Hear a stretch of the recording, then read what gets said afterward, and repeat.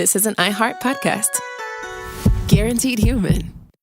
With no fees or minimums on checking accounts, it's no wonder that Capital One Bank Guy is so passionate about banking with Capital One. If he were here, he wouldn't just tell you about no fees or minimums. He'd also tell you about how Capital One cafes are open 7 days a week to assist with your banking needs. Yep, even on weekends. It's pretty much all he talks about, in a good way. What's in your wallet? Terms apply. See CapitalOne.com/bankguy. Capital One N.A., member FDIC. Work can be a little weird. Cringy training seminars, coworkers who won't stop talking about their plant, forgetting the mute button at an inopportune moment. We have to deal with a lot on any given workday. Sometimes it can feel hard to thrive and move forward in your career. Well, that's where LinkedIn comes in. LinkedIn helps you get ideas and insights from experts in your field, connect with people professionally, grow your network, and access tools designed to help you find the right fit for your next role. Whether you're just getting started, figuring out your next move, or looking to accelerate your career, LinkedIn is built to support you at every stage, because LinkedIn is the network that works for you. Visit linkedin.com/knowstuff to learn more. Hi, friends. If this were to be July 20th, 2015, and you're a Stuff You Should Know listener, you might be queuing up the following episode. But it's not. It's modern times. But I enjoyed this one, so it's my selects pick. It's all about the Terracotta Army, and it's called How the Terracotta Army Works.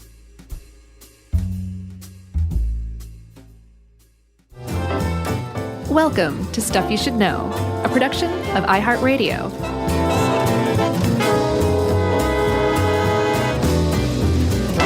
Hey, and welcome to the podcast. I'm Josh Clark with Charles W. Chuck Bryant and Jerry. We're just hanging. Figure we press record and see what happens. Yeah, we are a Terracotta Army of 3. Mm-hmm. Not very imposing. Or terracotta.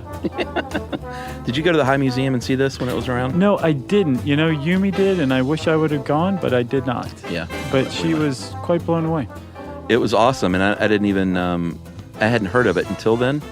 And then when I went and saw it, I was like, this is pretty amazing. Mm-hmm. What a great story. And then wanted to podcast about it and then just sort of forgot. And now here it is a year later, or however long. Yes. It was a while ago. Yeah, it was. Mm-hmm. But it's still a pretty fascinating story. Yeah, and that exhibit, if you live on planet Earth, go to the website and see where it's going to be because it travels around. Is it like the bodies exhibit? Yeah, I mean, there's this exhibit, and then I think there's permanent exhibits elsewhere. There's a permanent exhibit at the site itself. Yeah, and I looks think pretty there may amazing. be one in London. I'm not positive. Well, London has everything. But they do. They really do. No, the only thing they don't have is 12-ounce beers. Because they're 16 ounce. That's right. Yeah. You don't need it. When I took a trip there, I was like, what's with all these tall boys? And they were like, what's that? You're right. I went, oh, right. I get it now. Yeah, and it's not like you when you go to the pub, you don't go in for a 12 ounce, or you go for a pint. Yeah, and it's an imperial pint, right? Is that more than 16 ounces? Is that 16.9? Is that 1.9 ounces? I'll bet it is. Jerry, hold up fingers. Jerry said 20 ounces is an imperial pint. So I was wrong. 16 is a standard pint. Are you sure it's not 25, Jerry? That's called a double deuce. That's called a Coors Double Deuce. Double deuce is 22 ounces. 24, technically. Why? Well, because a 12 is a single, right? No, but a double deuce. Oh, a deuce? Yeah. I thought double deuce just meant we're going to put 2 beers into one can. That's the double beer. What are we talking about today? I don't know. I'm thirsty all of a sudden, though. You want a beer? It's Friday. I'd love a beer. Oh, let me just reach into my bag here. Your cooler bag? I carry around like a purse. I wish, man. That'd be fun. Cooler fanny pack. Drinking on the job like it's the 1950s. Yep. All right. Let's get serious, buddy. Okay, Chuck. On the morning of March 29th, 1974, 7 farmers set out to dig a well. So begins the article on howstuffworks.com. Yes, but it also begins this story. Mm-hmm. A pretty amazing story, actually. Yeah, it's awesome. This was in the Chinese village of... good luck. Zhixiang. Oh, that was pretty good. That's what I'm going to say. And they were digging for water and got down about 13 feet and hit something hard and dug up a terracotta face and head. Yeah. And we're like... Yeah, exactly. They're probably like, whoa. Yeah. or whatever the Chinese expression for woe would be. Woe's kind of universal. Oh, okay. I'm curious. We found out we're not banned in China, by the way. Yeah. So hello to all of our listeners out there in China. Uh-huh. And will you let us know what woe is in Chinese? Yeah, I think we should do a show sometime on universal sounds. Yeah. Like I've heard different or read different things about how people laugh in different countries and how Like, people remark of affirmation or decline something. Like, I think it'd be really interesting. Yeah, they're called idioms, right? Is that what it is? I think so. Like here we might go, huh? But somewhere else they might go, whoa. Yeah. What else? I don't know. We have focus here. Terracotta Army. Yes. So they alerted the government, like any good citizen should, and said, hey, I think we have something here you should come look at. Yeah, because they dug down a little more, and they found shards of the same type of pottery, and a lot of it in kind of vague human form. Mm-hmm.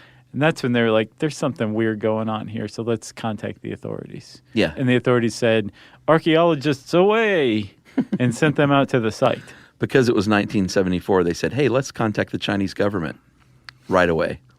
That's right. I don't know if that would happen today. The Chinese people? You think? I don't know. Probably depends on who they are. I would guess they probably were more likely to in 74 than today. All right. So what they knew, the government and experts and archaeologists said, well, hold on a minute. You guys are digging near the burial ground of Qin Shi Huangdi. Nice job. And he was the first emperor of China, and he had a huge mausoleum, and I bet you anything that's what you guys have found.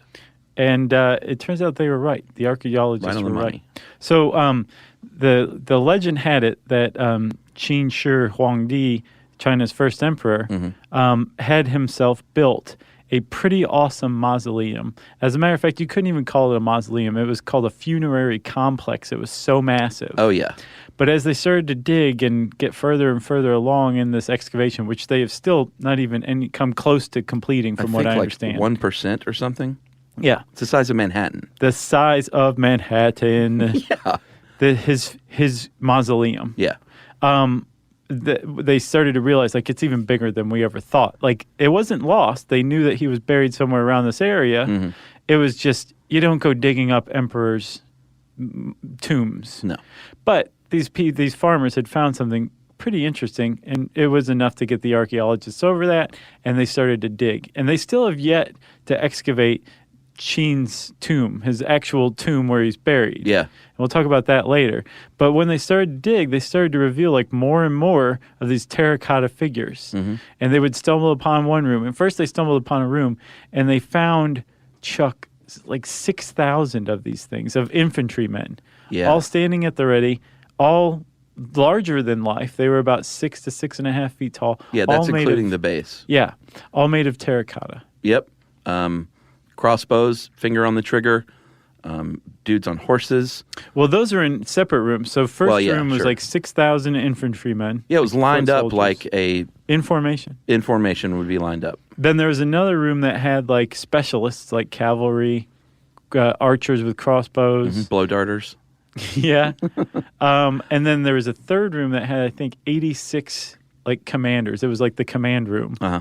So basically what they revealed was this terracotta army in formation in this guy's grave. Yes, with the idea that he wanted protection in the afterlife because he was one of the great jerks of world history. He really, yeah. He was terrible. He was a tyrant for sure. He perhaps was responsible for the deaths of more than 1 million of his citizens. Okay. He also, though, got things done. Yeah, let's talk about the guy. Okay. So he was the first emperor. Before him, China had 7 kingdoms. Yeah. And in 481, all these kingdoms said, you know what, I want to be the main kingdom. So it started what was called the Warring States. It was an era of battling for land and superiority. And I saw this really neat documentary on Nat Geo, I think, called China's Ghost Army. I think that's what it's called. I posted a link on our podcast page for this episode. Totally worth watching. It's like an hour. But they say that before this, prior to this warring states era, when an emperor died in Qin, the Qin kingdom, they would kill the whole court. Hundreds of people would be buried alive with the emperor. Holy cow. And then this warring states, these battles and wars were so significant as far as casualties went. They're like, we can't do that anymore. We need them to go fight in the wars. Yeah. So they stopped that tradition. But it was because of this, the warring states era. Interesting. And that, can you imagine like 200 people just being mass buried alive together? No. Because the emperor died. I can't imagine. So let's get back to this jerk. Sorry. Qin. He overtook and basically was the first emperor, forced people to be in the army, built up a huge army. He relocated in his first year about 120,000 families. And that's like Stalin did that same thing. It's like you can't have ethnic unity and then that kind of collective thought and then potentially an uprising if you break up that kind of ethnic bonds by basically busing people in and out of different areas. Yeah, it makes sense. But this guy was doing it like about 2,000 years before Stalin. Crazy. He burned all the books. He burned all the writings. Scholars that didn't jibe with his line of thought were buried alive or beheaded. Yeah, he was a piece of garbage, it sounds like. He was terrible. He assembled a workforce of 1 million men to build about 5,000 miles of roads. And the Great Wall of China? Yeah, the first Great Wall of China. So while we said he was a jerk, you made a point. He got things done. I mean, he got a monetary system that was unified. He also unified weights and measurements. Yeah. He unified China from 7 kingdoms into one country, and it's still that way today, 2,000 years later. Yeah. And if you've noticed a similarity between Qin and China, that's because the country's named after him. Yeah. So he got things done, vital figure in China's history. But he did it. A brutal, controlling, murderous dictator. Right. He wasn't asking. No. And he also had a really conflated view of the empire that he'd put together. And you can see this apparently in the money that he minted. Like there were different regions that he conquered had different kinds of money. So he had to create like a single monetary system, I think you said. Yeah. And that money was square-shaped with a hole in the center. So kind of like a square donut. The Banliang coin. And that coin, at the time in ancient China, the square represented the earth and the circle represented the sky or the heavens. Mm-hmm. And so what he was saying is that this earth, my empire, is even greater than the heavens that surround the earth. Yeah.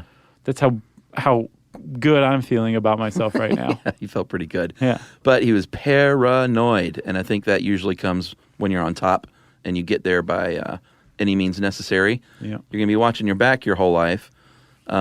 Specifically, he came from the west and conquered eastward, so when he was buried, he had the Terracotta army facing east to protect him because of all the badness he had done. And this is after he had killed hundreds of scientists that he commissioned to try and prolong his life. Yeah, so we talked about him actually in the Bizarre Medical Treatments episode, I think, without realizing it. That he back in the day at the time they believed mercury had some sort of like life enhancing or immortality bestowing properties, and he would take mercury pills. Right, that's and right. they think that that's ironically what killed him. Yeah.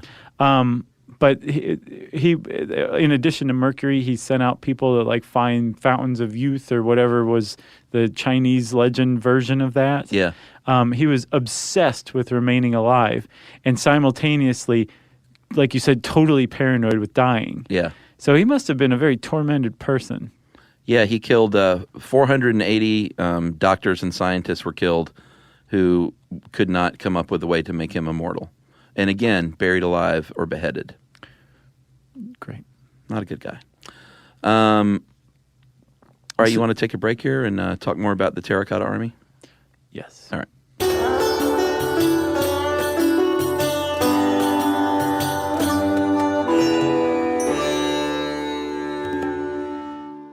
The springtime thaw is finally here. Flowers are blooming, days are longer. We're saying yes to more plans and finally getting outside, running, walking, just moving again. It's the perfect time to upgrade your everyday go-tos with Bombas. Take Bombas sports socks. They're super comfortable and designed with sport-specific tech for running, cycling, yoga, hiking, you name it. I use them to run in, and I can tell you they work beautifully. So head over to bombas.com and use code SYSK for 20% off your first purchase. That's BOMBAS.com, code SYSK at checkout. Work can be a little weird. One minute you're in a meeting that could have been an email. The next you're trying to decode corporate jargon that somehow means nothing. And don't even get us started on the quick sync that turns into a 45-minute deep dive. Yeah, well, the truth is figuring out your career isn't always straightforward. Whether you're trying to grow, pivot, or just stay relevant, it can feel like you're navigating it all on your own. Well, that's where LinkedIn comes in. That's right. LinkedIn can help you grow your career, helping you confidently navigate your path with insights, ideas, and inspiration from your professional community. You can stay up to date with the latest trends in your field, connect with people who get it, and discover opportunities tailored to your goals, your experience, and what actually matters to you. Whether you're looking for something new or just trying to grow where you are, LinkedIn gives you the tools and connections to move forward with confidence. Because LinkedIn is the network that works for you. Visit linkedin.com/knowstuff to learn more.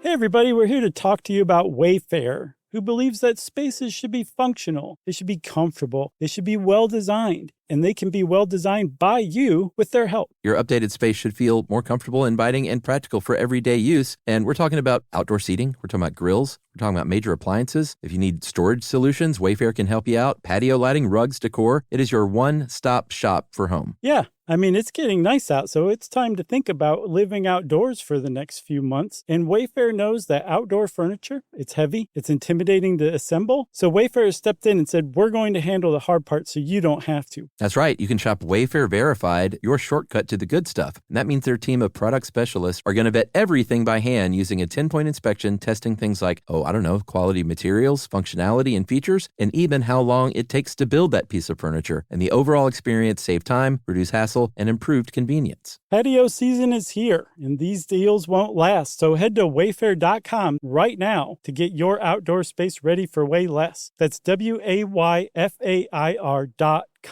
Wayfair, every style, every home. Hey everyone, if you've ever wanted to feel what it's like inside an episode of a show you love, hang with podcast hosts beyond the mic, or swap screens for sunsets with curious, like-minded people, then Stuff at Sea is your kind of voyage. That's right. Stuff at Sea is a 5-night, culture-soaked escape where pink sand paradise meets curious minds. Sailing round trip on October 2nd to 7th, 2026 from New York City to Bermuda, this voyage drops you straight into the iHeart Podcast Stuff universe. On top of the adults-only experience you already love, you'll get live podcast episode recordings, behind-the-scenes sessions, themed activations, and more unmissable onboard moments. Yeah, and there's overnight stays in Bermuda, so there's no rush. Just long, sun-drenched days to explore or do absolutely nothing at all. And back on board, curiosity sparks connection through conversations, experiences, and a lineup designed to keep things as thought-provoking as they are unforgettable. Stuff at Sea is part of the new specialty sailing collection that transforms beloved podcasts into immersive at-sea experiences exclusively with Virgin Voyages. Expect more stories, more hosts, and more ways to experience the voices that you love. Book now at virginvoyages.com/stuff.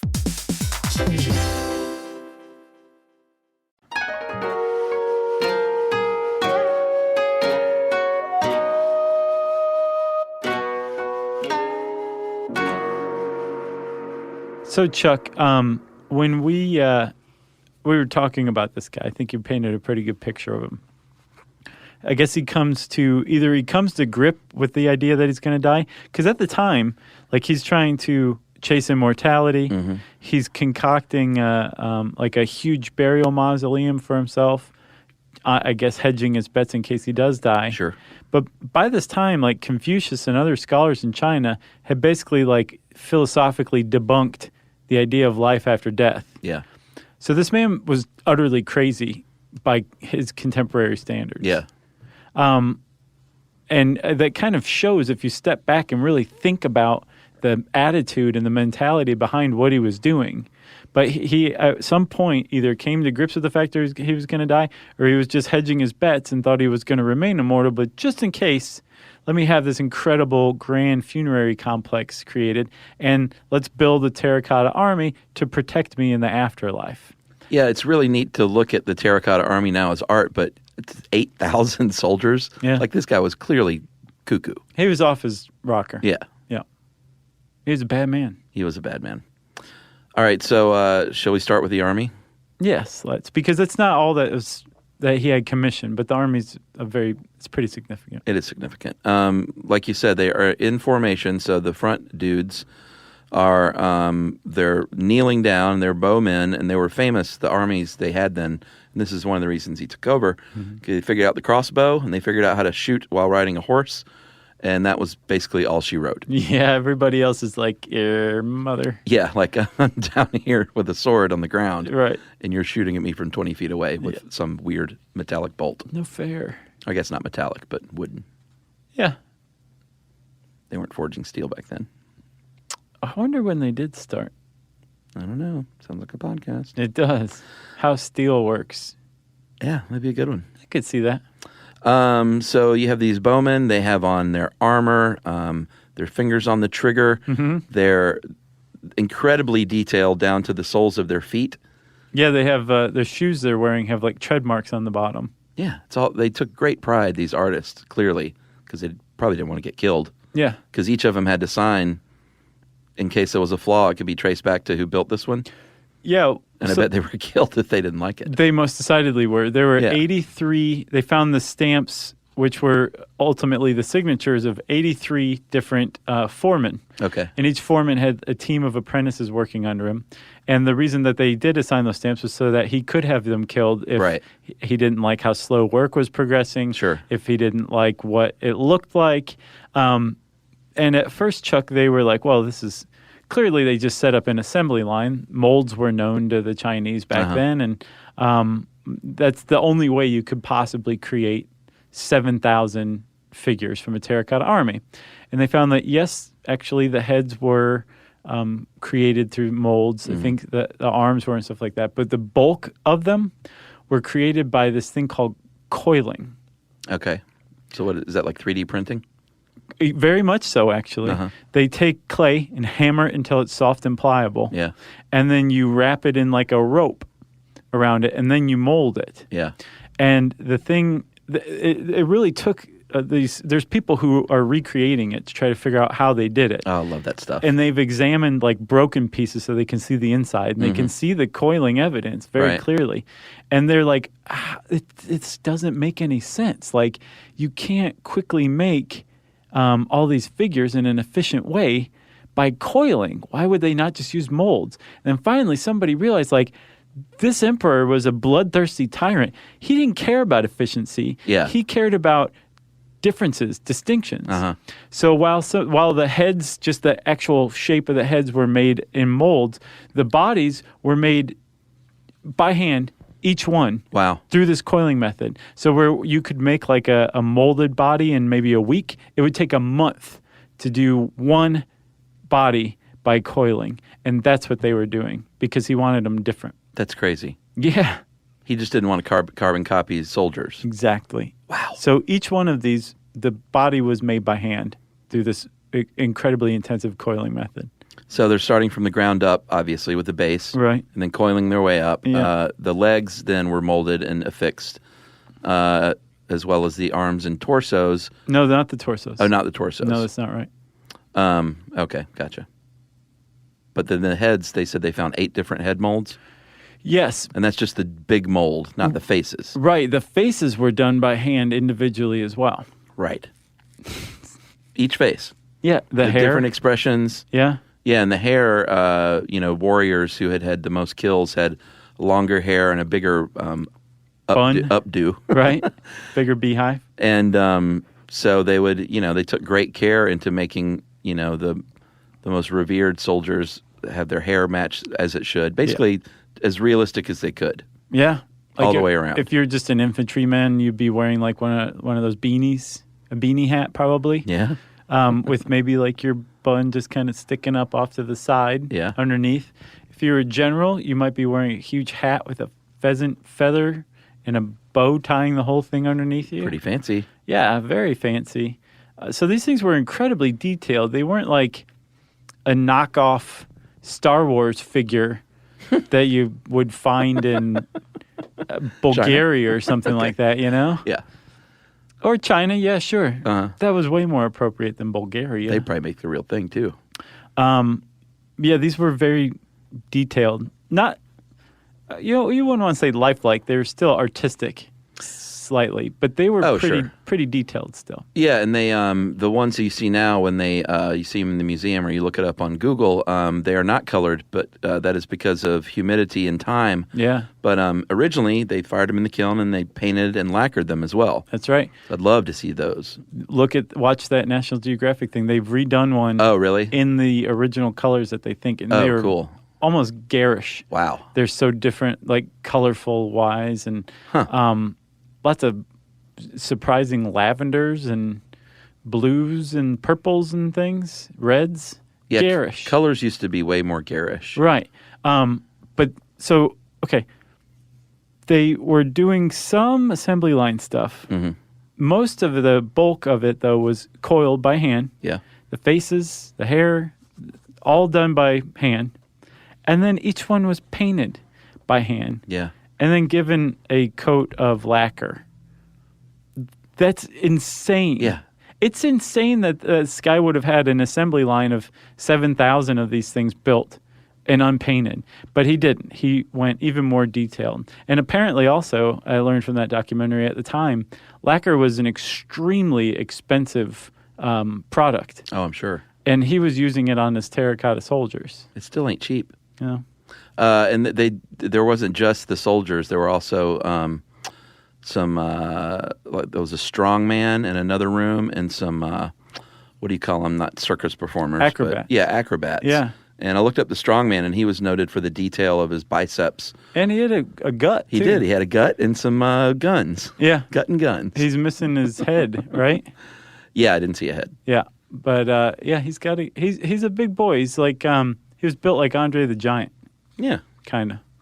All right, you want to take another little rest here? We'll take a quick nap. Okay. And then I'll nudge you awake. Okay. Very gently. All right. And then we'll finish up.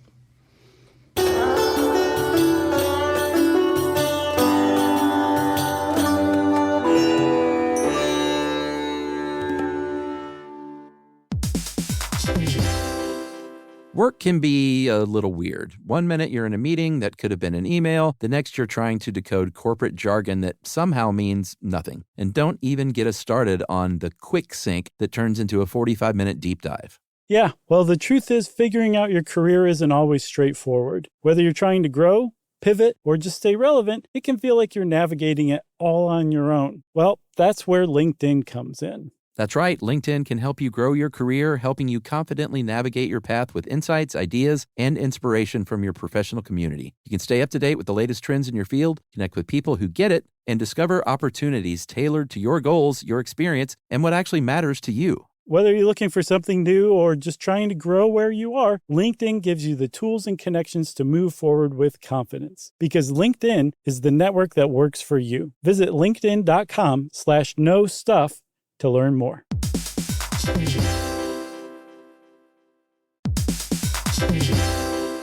Hey everyone, if you've ever wanted to feel what it's like inside an episode of a show you love, hang with podcast hosts Beyond the Mic, or swap screens for sunsets with curious, like-minded people, then Stuff at Sea is your kind of voyage. That's right. Stuff at Sea is a 5-night, culture-soaked escape where pink sand paradise meets curious minds. Sailing round trip on October 2nd to 7th, 2026 from New York City to Bermuda, this voyage drops you straight into the iHeart Podcast Stuff universe. On top of the adults-only experience you already love, you'll get live podcast episode recordings, behind-the-scenes sessions, themed activations, and more unmissable on-board moments. Yeah, and there's overnight stays in Bermuda, so there's no rush. Just long, sun-drenched days to explore or do absolutely nothing at all. And back on board, curiosity sparks connection through conversations, experiences, and a lineup designed to keep things as thought-provoking as they are unforgettable. Stuff at Sea is part of the new specialty sailing collection that transforms beloved podcasts into immersive at-sea experiences exclusively with Virgin Voyages. Expect more stories, more hosts, and more ways to experience the voices that you love. Book now at virginvoyages.com/stuff.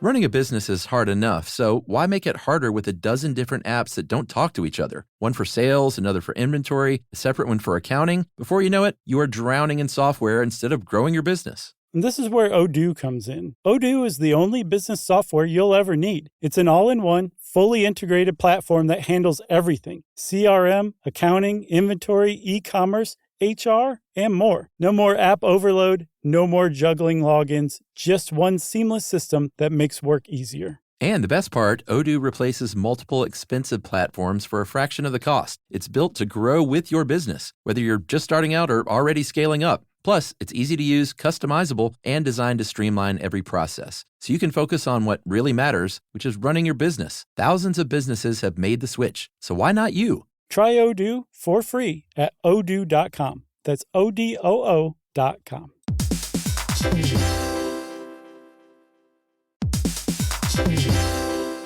Hey everybody, I want to talk to you a little bit about Tide Evo because it represents over 10 years of innovation and product development. Tide Evo is a first-of-its-kind technology where tens of thousands of minuscule fibers are spun together to form a 6 times powerful layer packed with scrubbers, brighteners, pre-treaters, and fresheners. And that's going to deliver a breakthrough clean that's so powerful, it feels like magic. Yeah, it is kind of like magic. Tide Evo is revolutionary. A 100% concentrated, waterless laundry tile that's made of compressed microfiber soap layers rather than liquid or powder. And it's not like pods or sheets because it uses 6 layers of detergent fibers to deliver superior cold water cleaning without plastic packaging of any kind. And it provides a mess-free, lightweight solution that dissolves lickety-split. So whenever you run into a laundry challenge, turn to Tide Evo. It's revolutionary. It's magic. Try new Tide Evo. Real laundry magic.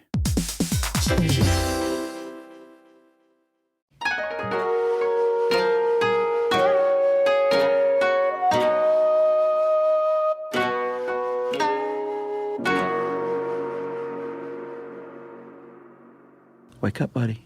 Huh? It's time to finish the Terracotta Army. Oh, man. Oh, I got like crust in my eyes. Ooh, look at you. Okay, I'm back, Chuck. Okay, so Qin wasn't the only ruler to do this, right? No, he wasn't. Who else did it? Well, do you remember in our pyramids episode? Yeah. Although if it hasn't come out yet, no one will know what I'm talking about, but you will eventually. Uh-huh. We talked about how the pyramid of Khufu was the pinnacle of pyramid building in dynastic Egypt. Yes. And then the pyramids got smaller because the rulers' cred, I guess, went down as people started to worship the sun instead. Yeah, great point that I'd never considered. Very similar thing happened in China the Qin dynasty only lasted for another 4 years after Qin Shi Huangdi died. And then the Han dynasty started. Mm-hmm. And the Hans apparently had a much easier hand with their subjects. And so as a result, even though they had terracotta armies buried with them, they were like a third to a sixth of the size of Qin's terracotta army. And they take that as a sign that this might and power over people had diminished tremendously. Yeah, I think it was symbolic of a kinder regime. Right. And one that was not also booby-trapped with, very much like Raiders of the Lost Ark. Apparently Qin's tomb, or the whole complex, was booby-trapped with, like, blow darts and stuff. Crossbows. Ready to go. Yep. And also, we one of the reasons why this thing was booby-trapped was to prevent looters, because remember, there's a historian that came along not too long after. He's part of the early Han dynasty, from what I understand. His name is Sima Qian. And Sima Qian is the one who first described Qin's mausoleum. And one of the things he described was that on the ceiling was a constellation made of pearls and gems. Crazy. Mountains had been chiseled out of gold. Yeah. And that Qin's tomb itself was surrounded by a river of mercury, because remember, again, Yeah, that makes sense. They said that it bestowed immortality. And from what I understand, a lot of what Sima Qian was talking about or writing has been proven correct. Yeah. So, and they've also found that in the soil around Qian's tomb, where they think he's buried, there's higher than unusually high mercury levels. Yeah, like super high. Yeah. Yeah. So they think these crazy people buried him around a river of mercury, and who knows if there's a constellation of pearls and gemstones. Maybe Sima Qian is right. Yeah, and that also makes it super dangerous to excavate still. Sure. Which is one of the reasons why they haven't done more there. There are 600 pits that they have unearthed thus far, which is, like I said, I think only about 1%. And they're sort of afraid to look elsewhere because of the booby traps and the mercury. I don't blame them. So a few stats, 36 years to complete this army. Yeah. Or the tomb, I guess. Right. 700,000 laborers, they estimate. 820,000 square feet, 100 feet deep. I saw 8,000 warriors. This is 7. I've seen different numbers too. Let's just say between 6 and 8. Okay. 40,000 weapons, and apparently these weapons are in really good shape. Well, yeah. I mean, they were like bronze swords and stuff like that. Yeah. They weren't made of like paper mache. So I guess they did have metal. Yeah. Okay. Bronze, at least. That answers that. And each one of these terracotta soldiers weighs about 330 pounds. Yeah. Which is crazy because they're not even solid. Oh, yeah. They wouldn't be, right? So what is the coil on the inside, and then they smooth out the outside? Right. Okay, that makes sense. Yeah. So we did mention that Emperor Han Ling Di, who came 53 years after Qin, had his smaller terracotta soldiers. There's also the Wishan site, which they found in 2002. Another terracotta army, but they're all just a foot tall. They might as well not even be there. Symbolic and cute. Yeah. But also symbolic, again, of a kinder... what was the one quote from... Do nothing in order to govern. Yeah, not quite the same as Qin. That was Emperor Han Ling Di's quote. He was... Or motto. Qin was a little more, do whatever you need to do to squash any disruption. Well, yeah, and Han Ling Di came along and said, you know what, we're going to not tax you guys that much, and we're going to do away with forced labor. Yeah. So let's party. He was like the Rodney Dangerfield of the Han Dynasty. I think he got respect, though. Sure, that's true. So he was the Rodney Dangerfield post-death, because Rodney has tons of respect. What was Rodney Dangerfield's epitaph? Do you remember? I don't know. It's like one of the best ever. Someone I was on the Mark Maron's interview show, WTF, was interviewed, and they were talking about the old days hanging out with Rodney, and just what a beast that guy was. What do you mean? Just party beast. Oh, yeah. Like legendary. You hang out with Rodney and you're in for a long night. Apparently. I can imagine. Yeah, but a really good guy. I found it, Chuck. What? His epitaph on Rodney Dangerfield's gravestone. Oh, boy. There goes the neighborhood. So classic. Yeah. Awesome. You buy a hat like that, you get a free bowl of soup. Ooh, that was pretty good. Man, you are like the Rich Little of this podcast. You got anything else? Nope. If you want to know more about the Terracotta Army, go see it. And while Yeah. you're doing that, you can type those words into the search bar at howstuffworks.com. Terracotta is one word, by the way. One word. Smithsonian Magazine. Oh, did they goof it? And since I shamed Smithsonian Magazine, that means it's time for listener mail. I'm going to call this animal imprint feedback. Hey guys, I'm currently listening to how animal imprinting works and could not even finish it because I had to write you. My godmothers, Dorsey and Susan, live on, own, and run an urban farm in Austin, Texas on the east side. They have several animals such as chickens, bunnies, geese, miniature donkeys, oh boy, and ducks. Recently, a mother duck had no interest in her babies, and they got adopted by a chicken. That chicken got sick of them trying to play in all of the rain, and we have all the rain we've been getting, and left them on their own. A male goose named Gustavo took the baby ducks in and treats them as his own. On top of that, the next batch of baby ducks born, he went and took as his own. Now, Gustavo has about 10 baby ducks that follow him around the nest with him. He has his own private army. That's right. And they're not terracotta. They're made of baby duck feathers. Right. The softest army. I failed to mention that Gustavo is the face of the farm, greets people, follows around my godmothers, and gives tours to whoever stops by. So she says, she finishes with, I started listening to y'all about 5 months ago and cannot stop. I start many of my sentences now with this podcast I was listening to. I say many random facts that I learned from you. I also teach high school world history. And on the days I need to, the students not to talk, a.k.a. the days that I don't have a lesson plan. That's Chuck's words. Is a giggly email. I play one of your episodes that applies to what we were learning and have them do bookwork. I find many of them not working and listening to your show instead. Nice. So that is from Christina Mowdy. And Christina, thank you for your work as a teacher. And hello to all your students. And hello. Hello to your godmothers and Gustavo. Yes. Hello, Ms. Mowdy's class. Thanks for listening. Ms. Mowdy. That's so nice. Yeah. I'm sure that's what they call her. Yeah, that'd be great. They call her Christina. That's way too modern of a school for me. Yeah. And big ups to Gustavo.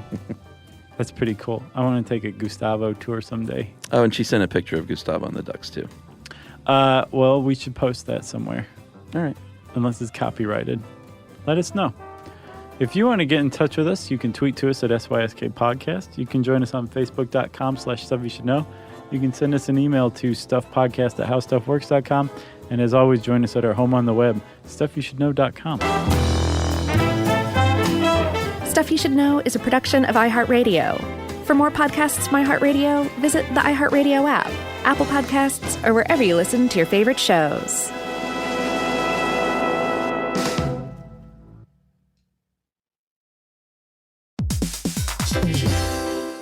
Hey, quick question for the parents listening right now. When's the last time your kid asked for something and you actually felt good saying yes? Because lately, a lot of families have been hearing the same thing. Can I have Lingo Kids, please? And here's the thing. Lingo Kids is the #1 entertainment platform for young kids with more than 4,000 interactive games, songs, and shows. Astronauts, wild animals, superheroes, dinosaurs. It's literally everything kids love all in one place. So when they ask for it, you can actually feel good saying yes. Download Lingo Kids for free and start exploring today, or unlock even more amazing content with Lingo Kids Plus. And if you go with the yearly plan, you can save up to 60%. Just search Lingo Kids in the App Store or Google Play. Lingo Kids, everything kids love.